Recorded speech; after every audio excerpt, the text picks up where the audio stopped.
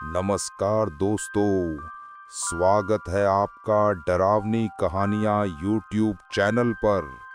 आज हम सुनने जा रहे हैं और एक डरावनी कहानी। चलिए शुरू करते हैं।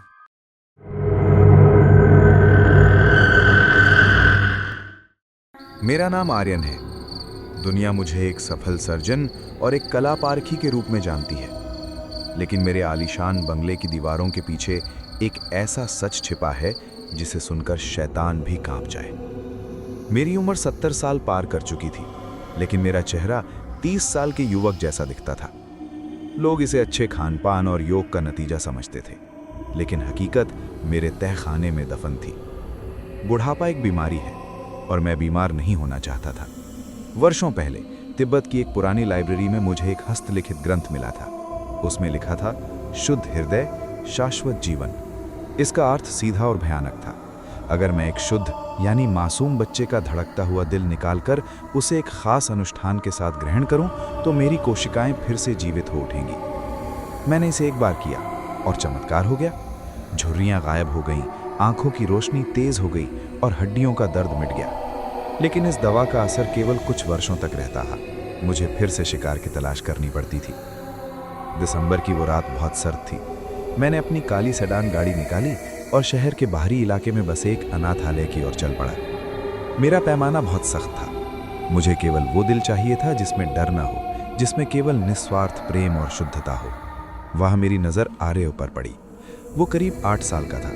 उसकी आंखों में एक ऐसी चमक थी जिसे देखकर मुझे एक पल के लिए घबराहट हुई। वो बगीचे में एक घायल पक्षी की देखभाल कर रहा था।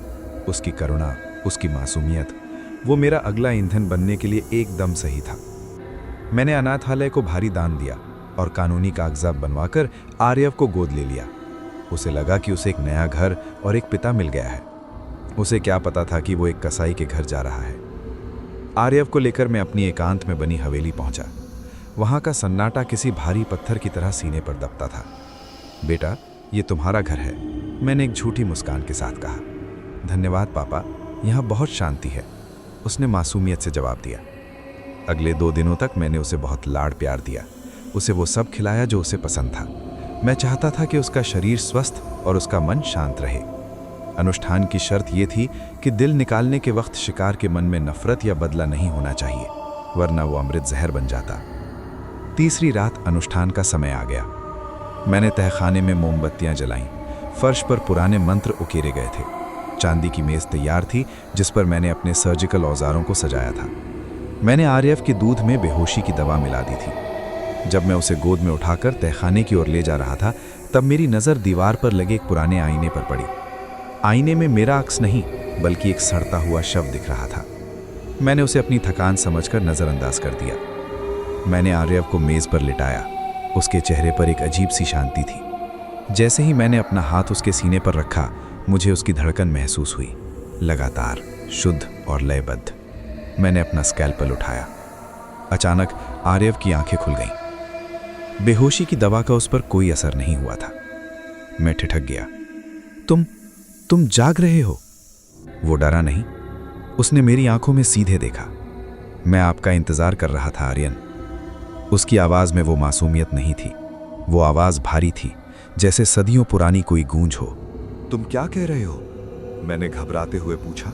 मेरा हाथ कांपने लगा। आर्यव धीरे से उठकर बैठ गया। आपको क्या लगा? आप शिकार कर रहे थे?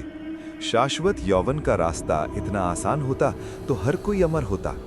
आपने ग्रंथ पढ़ा, लेकिन उसकी चेतावनी नहीं पढ़ी। तहखाने की मोमबत्तियां अचानक काली रोशनी में बदल गईं। दीवारों पर लगे मंत्र अब खून की तरह बहने लगे। ग्रंथ में लिखा था कि शुद्ध हृदय ही अमरत्व दे सकता है। आर्यव ने आगे बढ़ते हुए कहा, लेकिन शुद्धता केवल मासूमों में नहीं होती। शुद्धता उस भूख में भी होती है जो कभी नहीं मिटती। मैं वही भूख हूं। आर्यव का शरीर धीरे धीरे बदलने लगा।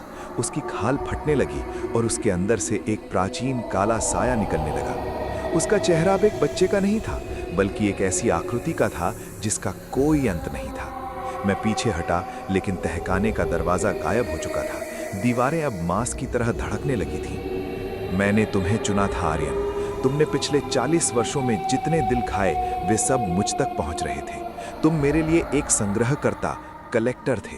तुमने उन दिलों को शुद्ध किया, उन्हें अपने शरीर में पकाया और अब वे सब पक चुके हैं। मुझे एहसास हुआ कि मेरी रगों में जो खून दौड़ रहा था वो मेरा नहीं था, वो उन सभी बच्चों का सामूहिक दर्द और ऊर्जा थी जिन्हें मैंने मारा था। मेरा शरीर अब फटने लगा था, मेरी खाल पत्थर जैसी सख्त होने लगी थी। अमरत्व मिलता है आर्यन, लेकिन एक पात्र बनकर। अब तुम इस हवेली की दीवारों का हिस्सा बनोगे। तुम देखोगे, सुनोगे, महसूस करोगे, लेकिन कभी मर नहीं सकोगे। तुम्हारी भूख ही तुम्हारा नर्क होगी। अचानक मुझे एक असह्य दर्द महसूस हुआ। मेरे सीने में एक छेद होने लगा। उस आकृति ने अपना हाथ मेरे सीने के अंदर डाला और मेरा दिल बाहर निकाल लिया। मेरा दिल काला और सड़ा हुआ था। ये शुद्ध नहीं है, उसने हंसते हुए कहा और उसे कुचल दिया। उसी क्षण मेरा शरीर धूल बनकर बिखरने लगा, लेकिन मेरी चेतना समाप्त नहीं हुई। मैं देख सकता था कि वो आकृति फिर से छोटे आर्यव के रूप में बदल गई। उसने अपने कपड़े ठीक किए और तहखाने से बाहर निकल गया। अब मैं यहाँ हूँ, मैं हवेली की ईंटों में फंसा हुआ हूँ। मैं सुन सकता हूँ जब कोई नया शिकारी इस हवेली को खरीदने आता है। मैं चिल्लाना चाहता हूँ, उन्हें भागने के लिए कहना चाहता हूँ, लेकिन मेरी आवाज़ केवल हवा की सरसराहट बनकर रह जाती है।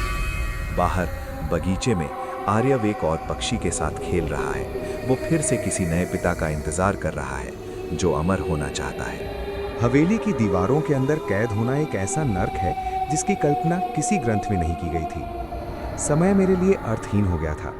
मैं सूरज की रोशनी को नहीं देख सकता था, लेकिन मैं ईंटों के बीच से गुजरने वाली गर्मी को महसूस कर सकता था। मैं सुन सकता था हर आहट, हर फुसफुसाहट। कई साल बीत गए। हवेली फिर से बिकने के लिए तैयार थी। एक दोपहर भारी जूतों की आवाज गूंजी। एक नया आदमी आया था, विक्रम। वो एक महत्वाकांक्षी राजनेता था, जिसके चेहरे पर वही भूख थी जो कभी मेरे अंदर हुआ करती थी। उसके साथ आर्यव था। वो अब भी वही 8 साल का मासूम बच्चा दिख रहा था। वो हंस रहा था और विक्रम का हाथ पकड़कर उसे हवेली के कोने कोने दिखा रहा था। ये जगह आपके लिए एकदम सही है सर, यहाँ आपको कोई परेशान नहीं करेगा। आर्यव की वो मधुर आवाज दीवारों के आर पार मेरे अस्तित्व को चीर रही थी। मैंने चिल्लाने की कोशिश की। मैंने अपनी पूरी चेतना को समेटा और दीवार में एक दरार पैदा करने की कोशिश की, लेकिन बाहर केवल एक हल्की सी चर चर की आवाज निकली। पुरानी हवेली है विक्रम साहब, लकड़ियां थोड़ी आवाज करती हैं, आर्यव ने मुस्कुराते हुए कहा। विक्रम ने हवेली खरीद ली। जल्द ही उसने उसी प्राचीन ग्रंथ को ढूंढ निकाला जिसे मैंने छोड़ा था। आर्यव ने बड़ी चतुराई से उसे उस गुप्त अलमारी की ओर निर्देशित किया था। मैंने देखा कि कैसे विक्रम की आंखों में वही चमक आने लगी। वो दर्पण के सामने खड़ा होकर अपनी बढ़ती उम्र की लकीरों को घृणा से देखता था। उसे अपनी सत्ता को बनाए रखने के लिए अमर होना था। रात के सन्नाटे में मैं विक्रम की सोच को महसूस कर सकता था। वो किसी शिकार की तलाश में था। उसे नहीं पता था कि वो खुद एक जाल में फंस रहा है। आर्यव अक्सर मेरे कमरे के पास आता और दीवारों पर अपनी नन्ही उंगलियां फेरता। आर्यन, देख रहे हो, खील फिर से सज रहा है, वो धीरे से फुसफुसाता। मैं केवल ईंटों के बीच एक कंपन बन के रह जाता। मुझे एहसास हुआ कि मैं केवल एक दर्शक नहीं था, मैं इस हवेली का पाचन तंत्र बन चुका था। विक्रम जो भी ऊर्जा यहाँ लाएगा वो अंततः आर्यव के जरिए मुझ में और मुझ जैसे अन्य दीवारों में समा जाएगी। विक्रम ने अपना पहला शिकार ढूंढ निकाला, एक छोटी लड़की। वो उसे शुद्ध हृदय मानकर हवेली लाया था। अनुष्ठान की रात वही थी, वही काली मोमबत्तियाँ, वही चांदी की मेज और वही खूनी मंत्र। विक्रम ने लड़की को तहखाने में लिटाया। मेरा अस्तित्व थरथरा रहा था। मैं उस मासूम की जान बचाना चाहता था, लेकिन मैं केवल ईंट और गारा था। जैसे ही विक्रम ने स्कैल्पेल उठाया, हवेली की दीवारें धड़कने लगीं। मुझे महसूस हुआ कि हवेली के हर कोने से पुरानी चीखें निकल रही हैं। अचानक आर्यव तहखाने के कोने से बाहर आया। रुकिए विक्रम, क्या आप सच में तैयार हैं? विक्रम चौंक गया। तुम यहाँ क्या कर रहे हो? जाओ ऊपर। मैं आपको वो दिखाने आया हूँ जो ग्रंथ में नहीं लिखा। आर्यव का चेहरा फिर से बदलने लगा। उसकी परछाई दीवारों पर फैलकर एक विशाल दानव का रूप ले रही थी। विक्रम का हाथ कांपने लगा। वो लड़की गायब हो चुकी थी। वो केवल एक भ्रम था जिसे आर्यव ने बनाया था। अमरत्व की कीमत खून नहीं, बल्कि स्वयं का समर्पण है। आर्यव की आवाज अब हजारों रूहों के मेल जैसी लग रही थी। विक्रम भागने की कोशिश करने लगा, लेकिन हवेली का फर्श दलदल की तरह बन गया। वो चिल्लाया, लेकिन उसकी आवाज़ दीवार के अंदर दब कर रह गई। मैंने महसूस किया कि विक्रम का शरीर धीरे धीरे पिघल रहा था और वो सीधे उस दीवार में समा रहा था जहां मैं था। उस पल मुझे गहरा एहसास हुआ, मैं अकेला नहीं था, विक्रम मेरा पड़ोसी बन गया था। उसके बगल में एक और चेतना थी और उसके बगल में एक और। ये हवेली सदियों के शिकारियों से बनी थी। हम सब शुद्ध हृदय ढूंढने वाले थे जो खुद अशुद्ध होकर इस ईंटों के साम्राज्य का हिस्सा बन गए थे। आर्यव कोई बच्चा नहीं था, वो समय की भूख का भौतिक रूप था। अब हवेली और भी बड़ी हो गई थी।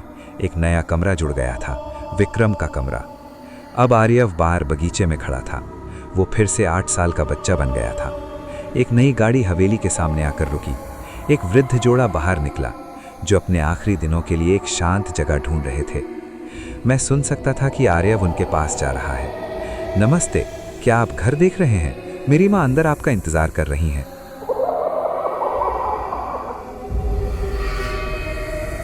अब मेरे विलाप की कोई सीमा नहीं थी। मैं और विक्रम और हमसे पहले के दर्जनों शिकारी अब इस हवेली के अस्तित्व को थामे हुए थे। हमारी भूख ही इस घर की शक्ति थी। हम अमर तो थे, लेकिन एक ऐसी कैद में जहां मौत भी नसीब नहीं होती। हवेली की दीवारों पर एक नया पेंट चढ़ाया गया, लेकिन उसके पीछे छिपे हमारे चेहरे कभी नहीं मिटेंगे। बस यही थी आज की कहानी। ऐसी ही और कहानियां सुनने के लिए कृपया चैनल को सब्सक्राइब करें। मिलते हैं अगली कहानी के साथ।